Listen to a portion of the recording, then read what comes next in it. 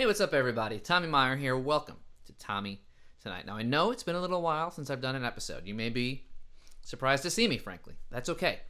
This week has been full of surprises. It's actually 1 week ago today that we got a surprise hearing from the January 6th committee. After saying that they were going to be taking a 2-week break, they announced with less than 24 hours notice a hearing last week shrouded in secrecy. Now, after hours and hours of speculation, finally came out that we were going to be hearing from Cassidy Hutchinson. Ms. Hutchinson was an aide to Trump's final chief of staff, Mark Meadows. Now, anybody who follows me on Facebook or Twitter or around the streets, which is weird, they know that I've been saying for a while now that Cassidy Hutchinson was a name to remember. Now, I don't like to brag, but I kind of called it. What's the date on that? Boom, baby! Yeah, I know my shit. Anyway, I predicted that she could be the next Alexander Butterfield. Alexander Butterfield is the one who revealed the existence of Nixon's taping system. And if not the next Butterfield, she could at least be a Butterfield substitute. And let's just say that Ms. Hutchinson did not disappoint. This hearing was insane. It was bombshell after bombshell after bombshell. Seriously, we should just send her to Ukraine. The war would be over in like a day. So what did we learn? Well, amongst the most shocking revelations is the fact that Trump was told that his supporters had weapons, but he didn't care, ordering the Secret Service to get rid of the security parameters and let them in anyway.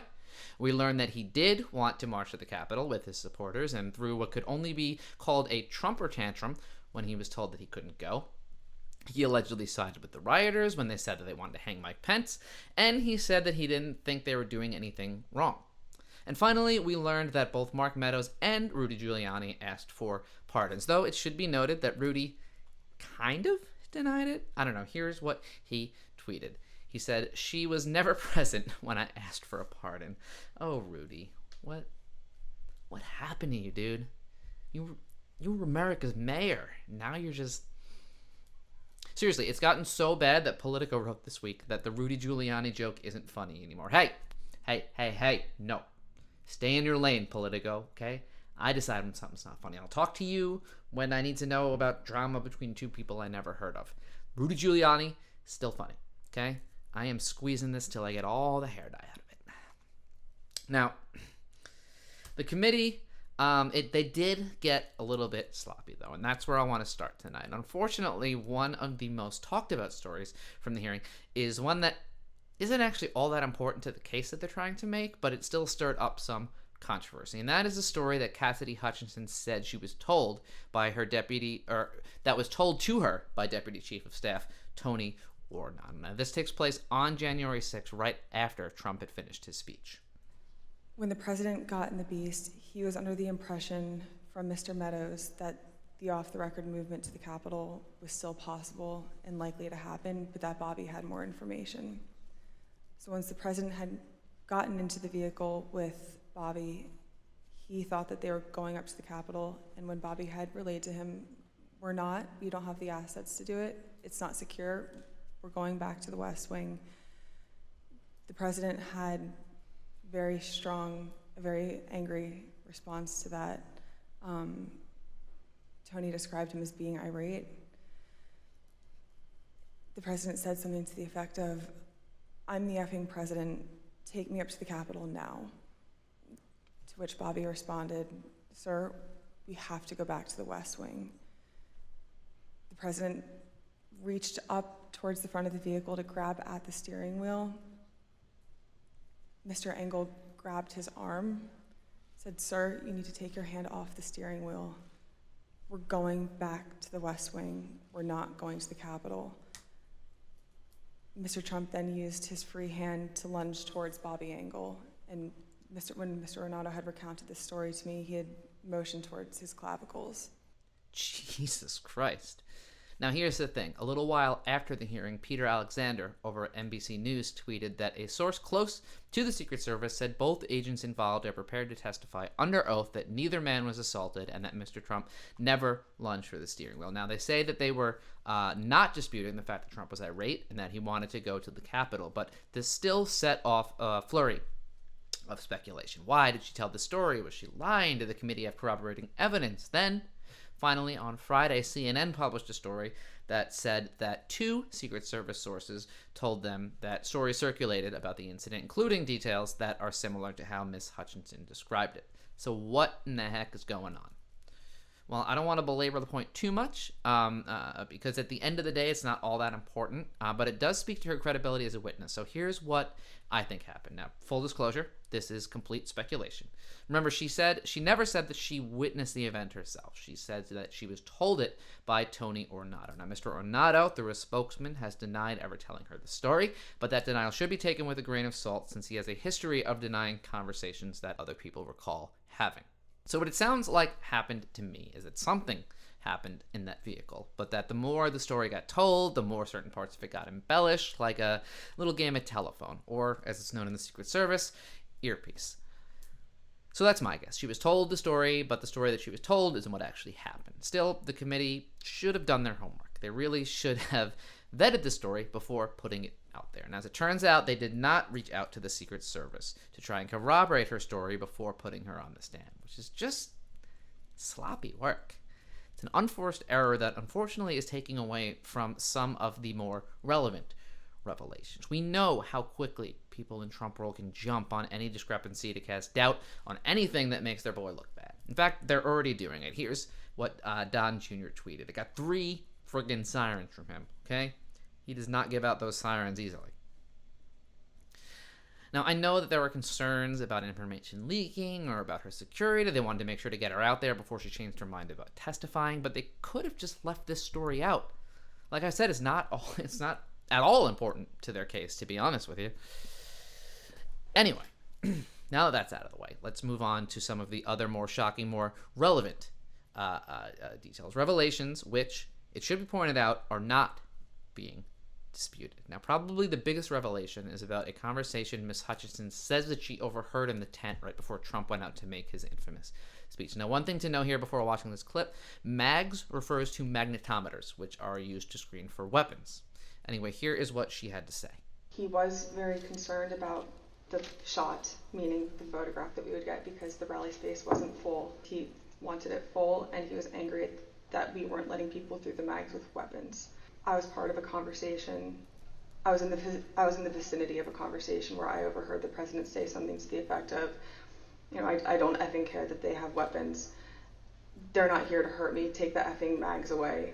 Let my people in. They can march to the Capitol from here. Let the people in. Take the effing mags away. God, if only there was somebody who could corroborate her story that Trump wanted the Secret Service to let more people in because he was worried about his crowd size.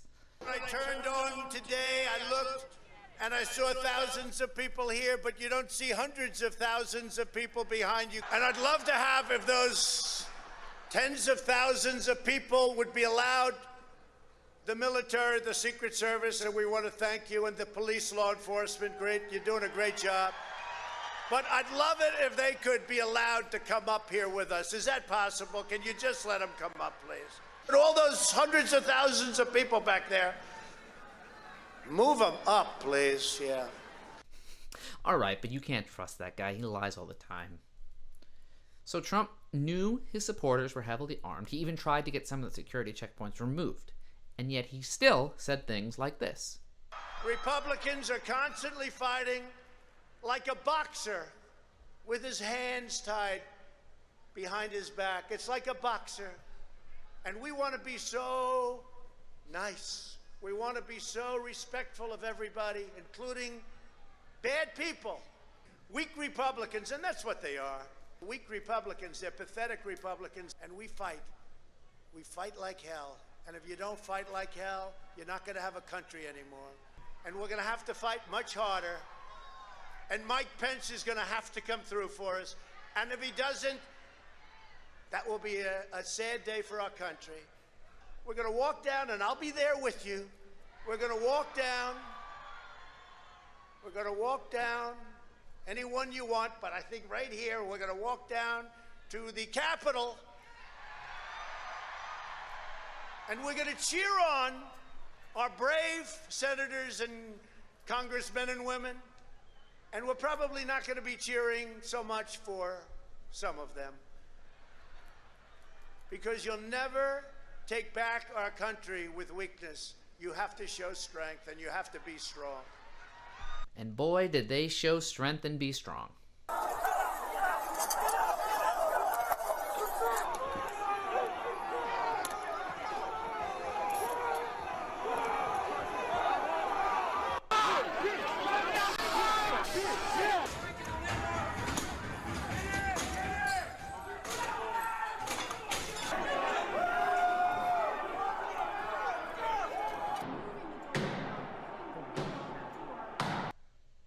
And yes, I know, he did use the word peacefully once, but he said fight 14 times.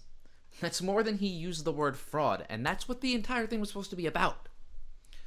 Now, there were other fairly shocking revelations that ranged from the incredibly serious to the downright silly. Now, I'm going to start with the silly because that's how I roll, baby.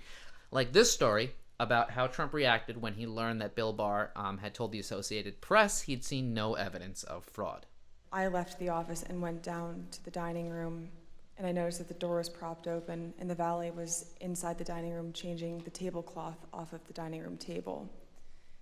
He motioned for me to come in, and then pointed towards the front of the room near the fireplace mantle and the TV, where I first noticed there was ketchup dripping down the wall, and there's a shattered porcelain plate on the floor. The valet had articulated that the president was extremely angry at the Attorney General's AP interview and had thrown his lunch against the wall. Clearly, Trump could see the writing was on the wall. Anyway, now on to the more serious stuff. By the way, I was gonna, for realism, gonna smear ketchup on my wall and write that, but then I figured I wouldn't get my security deposit back, so I didn't do it. Anyway, on to the more serious stuff. We also got our first glimpse, our first on-the-record testimony about exactly what Trump was doing and saying during the riot. I see Pat Cipollone barreling down the hallway towards our office.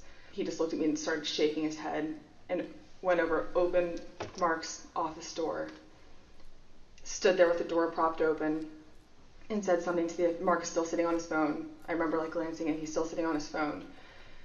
And I remember Pat saying to him something to the effect of, the rioters have gotten to the Capitol, Mark. We need to go down and see the president now. And Mark looked up at him and said, he doesn't want to do anything, Pat. I remember Pat saying something to the effect of, Mark, we need to do something more. They're literally calling for the vice president to be effing hung.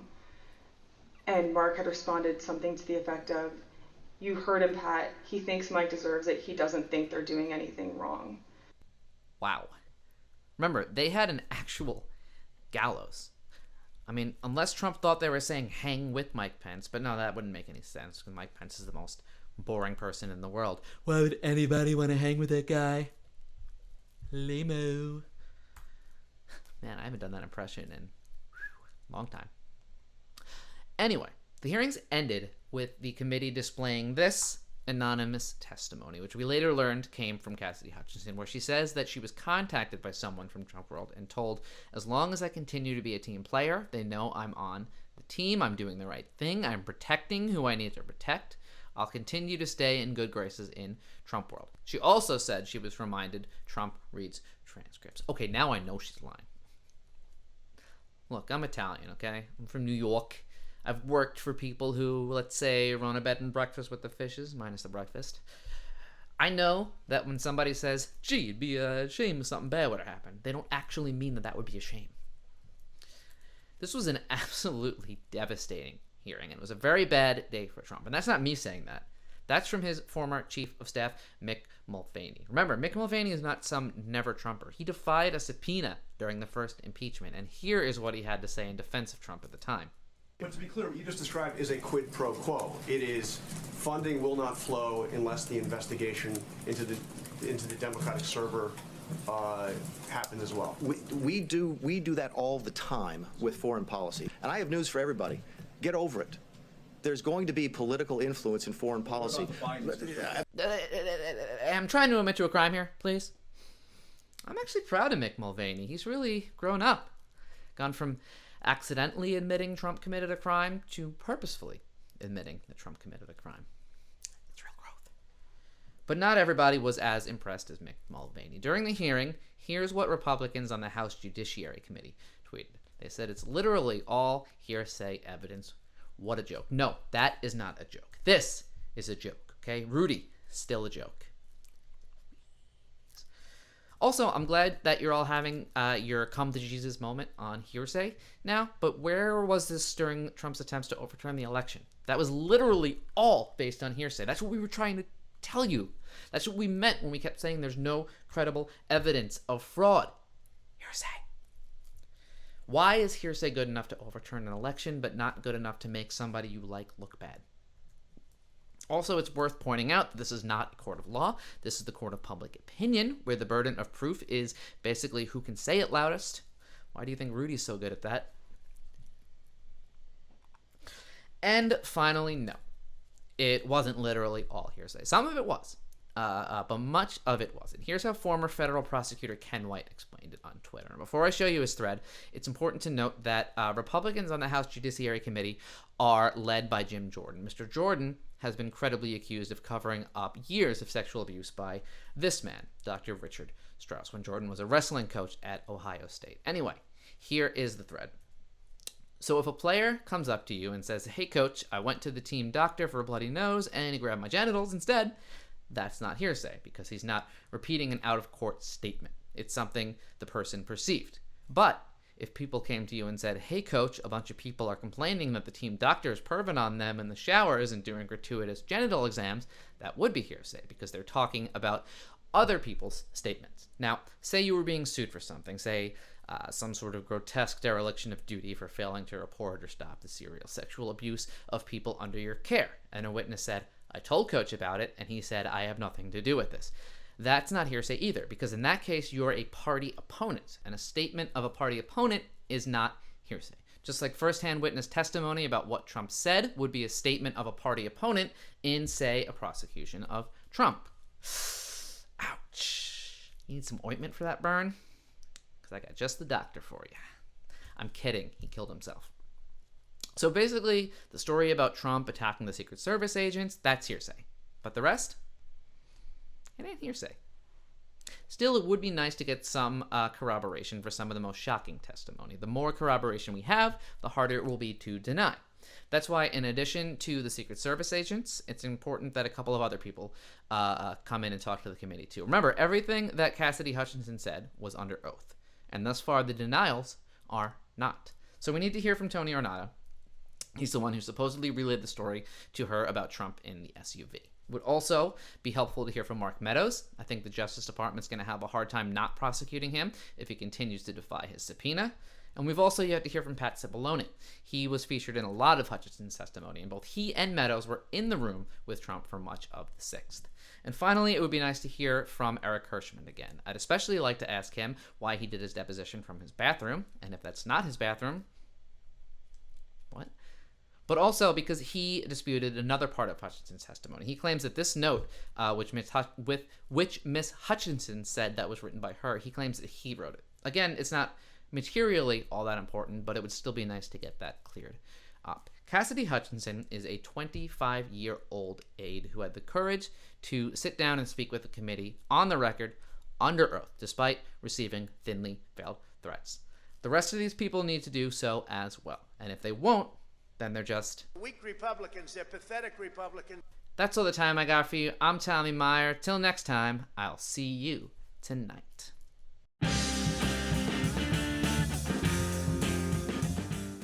Thanks so much for watching. If you like what you see, please subscribe to my YouTube channel. Follow me on Instagram, and you gotta check out my Zangots. Also, let me know what you think by commenting down below.